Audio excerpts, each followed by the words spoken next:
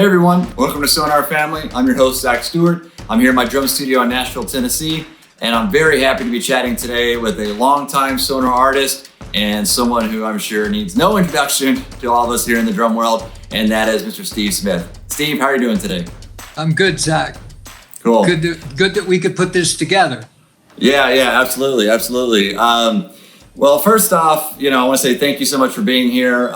Like I said, it's an honor to talk to someone who is, achieved level you have, is not only a drummer and musician, but of course how that has related with Sonar into your career. Before we get going, obviously, we're here in this quarantine time. So, what has life been looking like for you during this kind of downtime from gigging and projects or whatever you might be involved in? Well, actually, I was out on tour with Vital Information in February and early March. And in fact, I played the Drumeo event. It was a Drumeo concert and they filmed it. And Thomas Barth was there. Because I was there, Benny Greb played, and JoJo's band played, amongst the lineup. So Thomas came all the way over. Thomas Barth being our main artist relation person from the Sonar factory in Germany, and I've known him ever since he started with Sonar. So it was great to see him. And then so I can, that was in Vancouver, Canada. Then I went down to play Los Angeles at Catalina's Bar and Grill, great jazz club in Hollywood. And then on to Bird's Basement, which is a club in Melbourne, Australia. And that was a great week. But then the next week was supposed to be Tokyo, the Cotton Club, and a week after that, a whole tour of China. Well, of course, all of that canceled. Yeah. And so I think it was the 16th of March, I came back to Oregon, where I have a home here on a mountain, actually, and that's where I am right now. I also live in New York City, but my wife Diane and I decided to shelter here in Oregon, which it's pretty isolated in general. And we have, access to very good food. As far as COVID-19, it's pretty rare around here, which is, fortunate. And I have this cool little practice room. It's not a studio, It's a practice room, and which is separate from the house. And we're on some property where I don't have neighbors very close. So, I can practice during the day on my SQ2 kit here, and I'm not bothering anybody, which, that's kind of, if I used to live right in a neighborhood, so I'd always be a little intimidated to practice that I'm bothering the neighbors. But here, I still only practice in the daytime, not early morning or late night or anything like that. So I've just been putting in a few hours a day. And it was a little easier at first. When I was just off tour, my chops were up. I had a lot of inspiration and ideas. So I spent time practicing. Then I came up with the idea to document some of those ideas for this series I started called From the Practice Room. So those are great.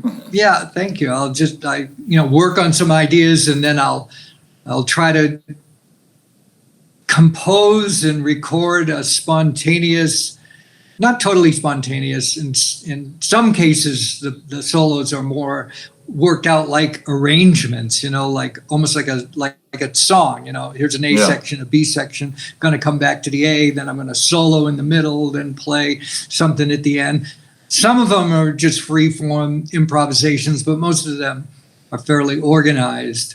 And so it's a way of expressing myself creatively, which has become rewarding on its own. As time goes on, even though I'm practicing every day, I do notice my chops have somewhat diminished. And I've talked to other drummers about it, and it's basically because I'm not doing a 90-minute set, or in the case of like the jazz gigs, like 2 75-minute sets a night, something like that, which does wonders to keep your chops up. And so the practice is one thing, and it's good to practice, but it's not like what happens to your chops once you do a full set of music, and you do that for a few weeks or months or whatever it might be, and then the chops are up. So right now, you know, it's maintaining is not that easy, but I know I'm not alone in that. And once I start playing with other musicians, I know the bass players and the keyboard players and the sax players, you know, everyone's going to be in a similar kind of position, because it is, you know, playing gigs is one thing, practicing is another. I do try to make them work together, so I'm not practicing something completely separate from what I play on gigs. But you know, I'm doing okay. But as time goes on, struggling a little bit to keep the chops up and to keep the inspiration going. Well, yeah, I kind of think a lot of people feel that way. It's like you said, I mean, practicing is one thing, and you know, but when you apply it in that real world context, whether it be playing with other musicians or the length of a set or just the emotion behind, you know, your playing, I've even found something as simple as at home, I've been doing more, you know, recording, and I might run a tune down a few times for somebody, but it's all of a sudden, it's a different energy when, you know, now I'm recording myself. And this is, you know, granted I can go back and redo it, but do you find that when you record yourself at the end of some of these sessions that it adds a little extra to it, or is it just you just kind of recording you in your natural state, just playing as you're going to play? No, okay. When I'm doing my from the practice room solos, when I'm going for a take, it has the sensation that I'm going for a take in the studio for making a record.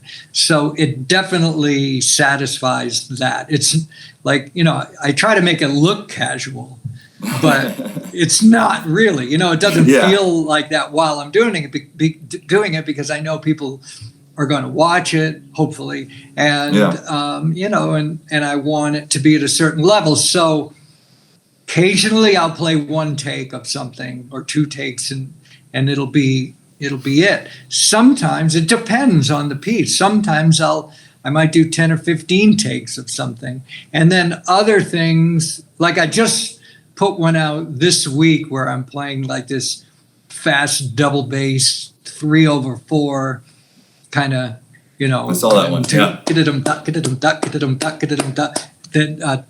Thomas Hawk showed me when we were at the Sonar factory together with Benny Greb in 2015. Well, that one took me about a week to get the tempo up and to get the coordination, to play half time on top of the double bass thing, double time on top of the double bass groove, play a bunch of, fills and soloing in the middle.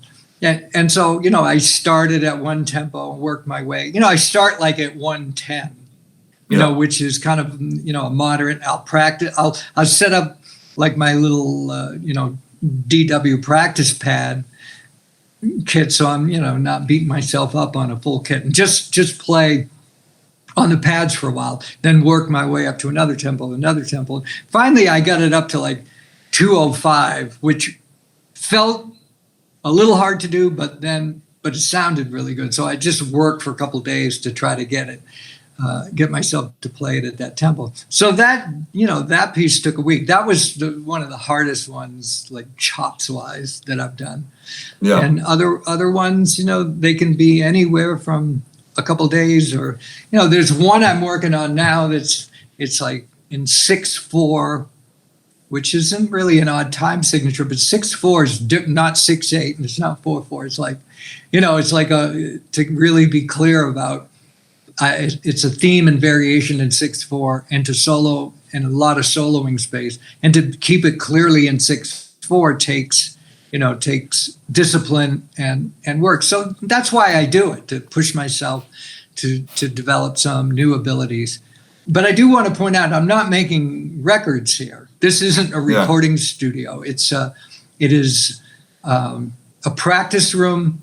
And when people hear the audio from this room, the room sounds nice, but it's just the sound of my Zoom recorder, which you can see here. And then, I have another Zoom that I just started.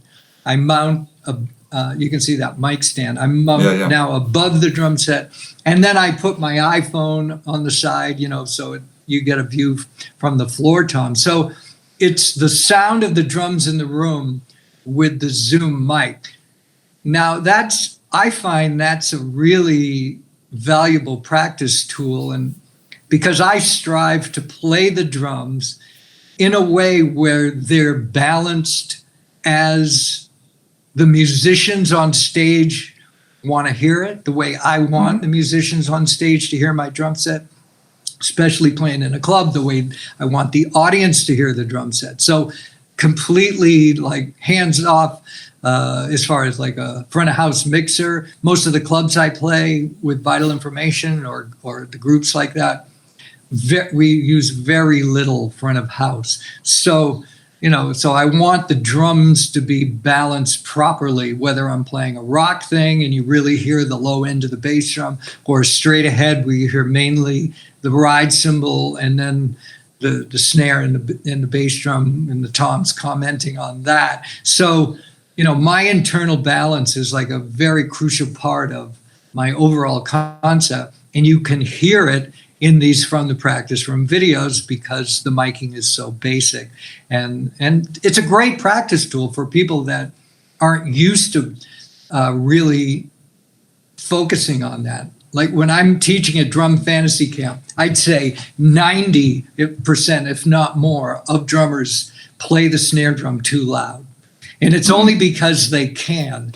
And they're not thinking about what is the level that I want to play this snare drum relative to the level that I want to play the bass drum.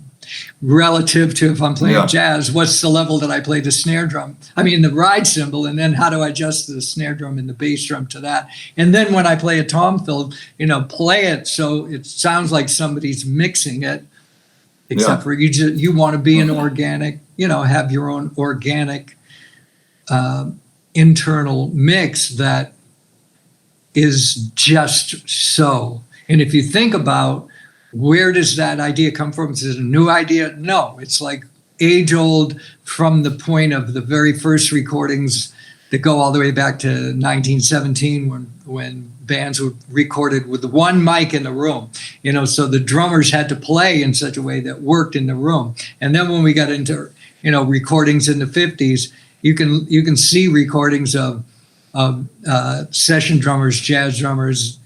There's one mic on the drums, maybe two, and so the drummers had to play with a perfect internal balance. And then it goes right up to like, Hal Blaine and then Steve Gadd. And one of the things people love about all those drummers is an engineer just has to put maybe one overhead and then a bass drum mic up and they have a perfect mix. So it's just, it's a concept to think about. And it's one that's important to me and hopefully important to people that are checking this out.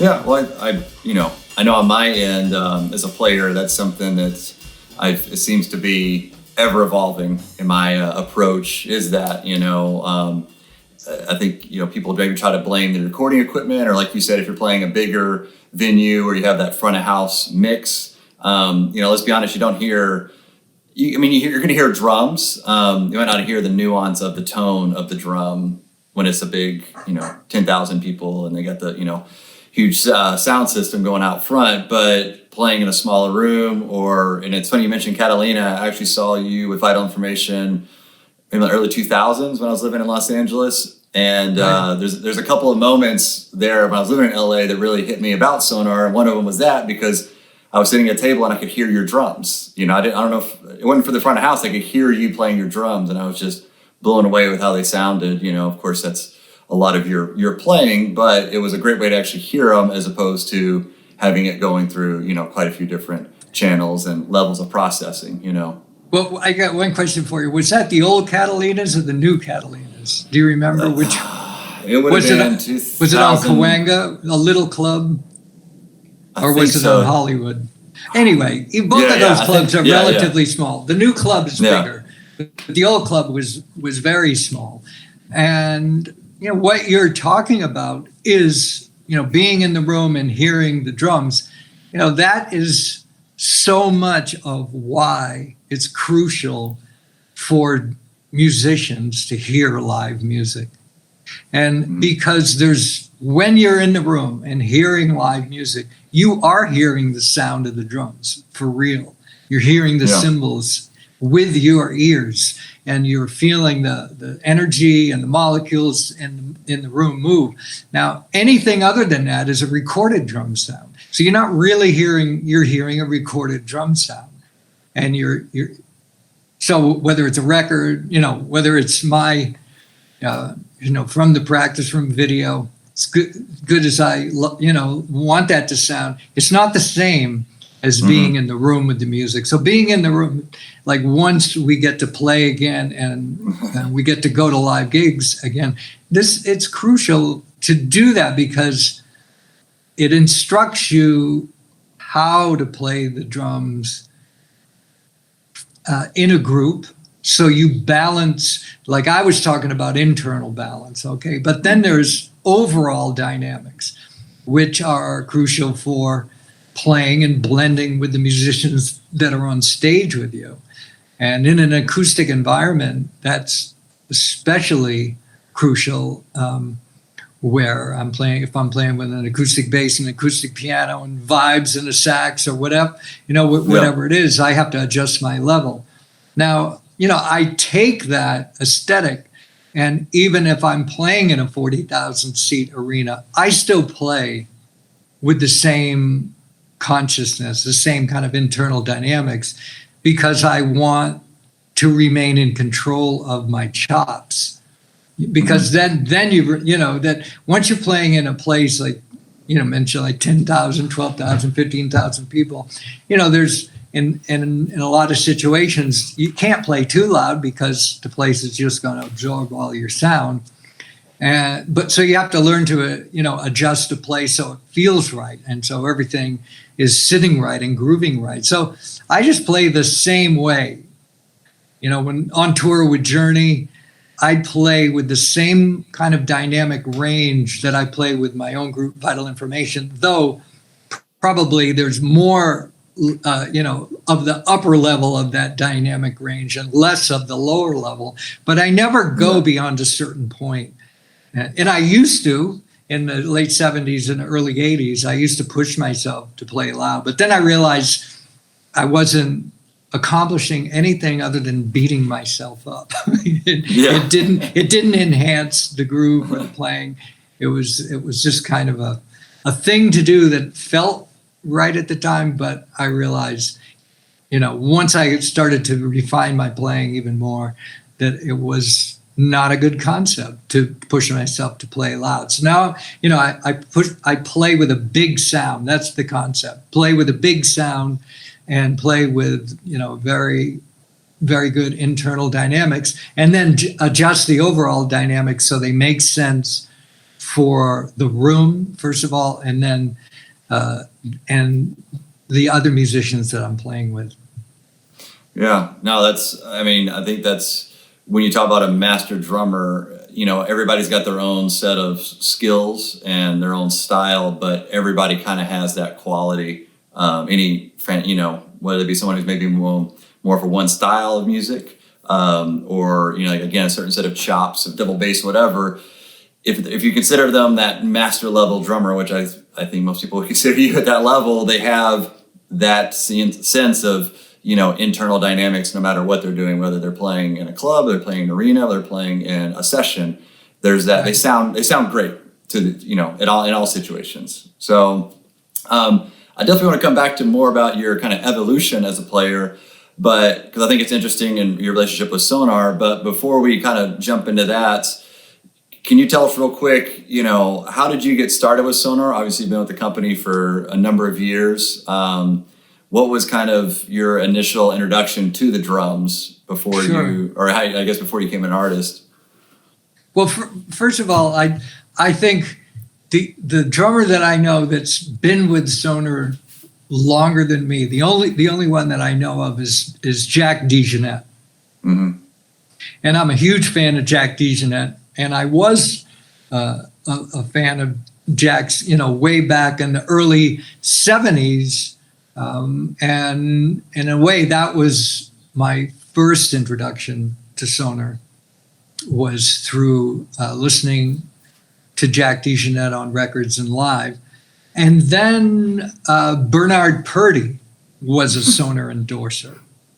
And when I was a student at the Berklee College of Music, so that was from 1972 to 76. Not exactly in that sequence, because I took a semester off here and there.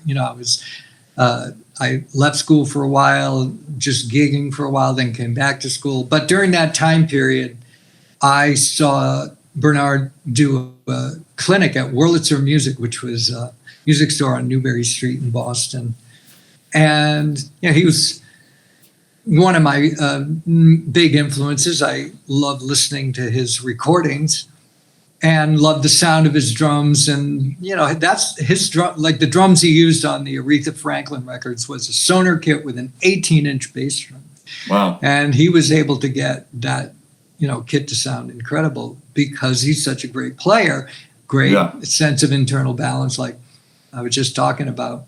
And when he did this clinic at Wurlitzer's, he was also quite a salesman and talked about the sound of the drums and the hardware and all of that stuff. So I just remembered it, filed it away.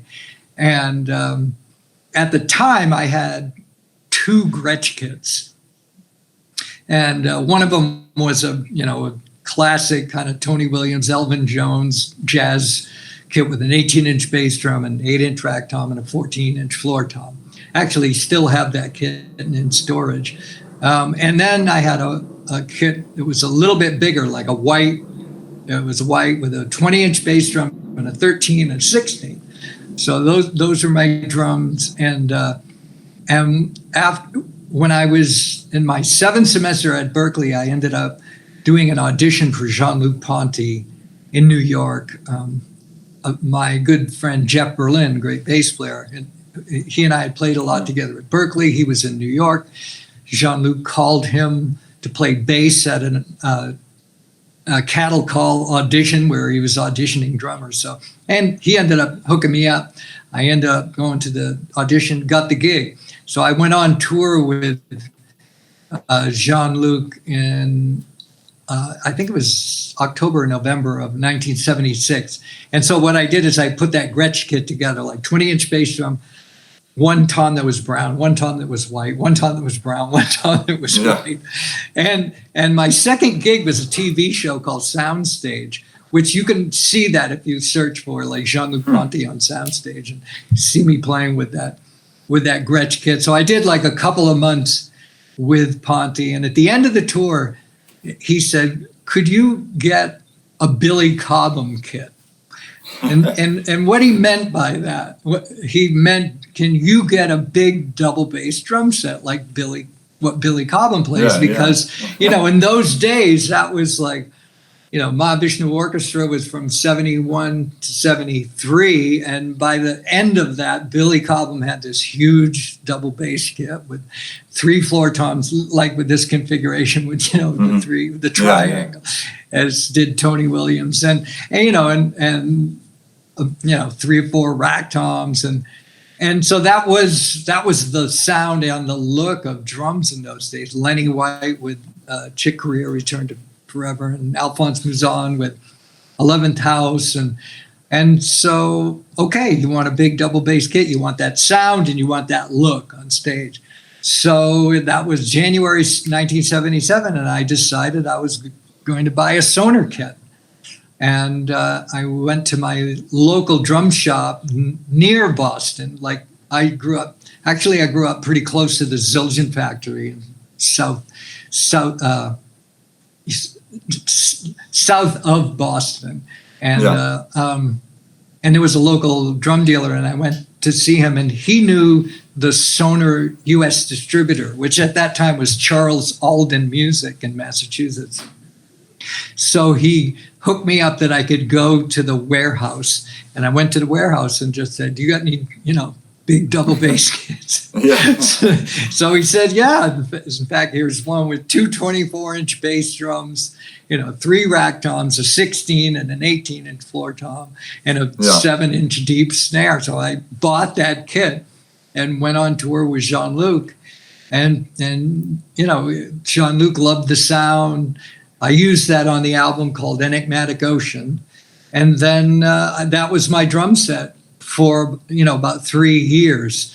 And after I toured with Jean-Luc, I toured with a guitarist named Ronnie Montrose playing instrumental rock, not the group Montrose. This was Ronnie's, who is, was named after him, but he was doing his own tour, playing the music from an album he made called Open Fire, instrumental album. So I was still playing like fusion rock. And it turns out we were the opening act for Journey for 3 months. And so when that tour was over, the guys in Journey asked me to join their group, which seemed like, it was a very interesting proposition. So I did do that, and brought that kit with me. And that's the kit that I used on the first album that I made with Journey called Evolution. And the first year or so of touring with Journey with that kit. And then I eventually bought another couple of kits. So that's how I got started. And eventually we went on tour. Journey went on tour of Europe. And when we were in Germany, and I don't exactly remember how it all came about, but probably through Charles Alden Music, reaching out to the Sonar folks, I met Oliver Link, the son of Horst Link, the owner of Sonor Drums at that time. And it'd been in the Link family since the late 1800s. So I went to the factory and met Horst Link. In fact, I went with Tommy Aldridge. Oh, really? Huh. Yeah, because Tommy Aldridge was a Sonar endorser at that time too, and we were on tour together with Pat Travers and Journey, and Pat Travers was the opening act, and so we went and I had my first tour of the Sonar factory. So I think at that point I became an official endorser. Even though I'd been playing the drums since 1977. So, in those years, I mean, even though I think it's the most legitimate way to get an endorsement, basically, to just endorse what you love to play. And this instrument, the Sonor Drums, is what I love to play.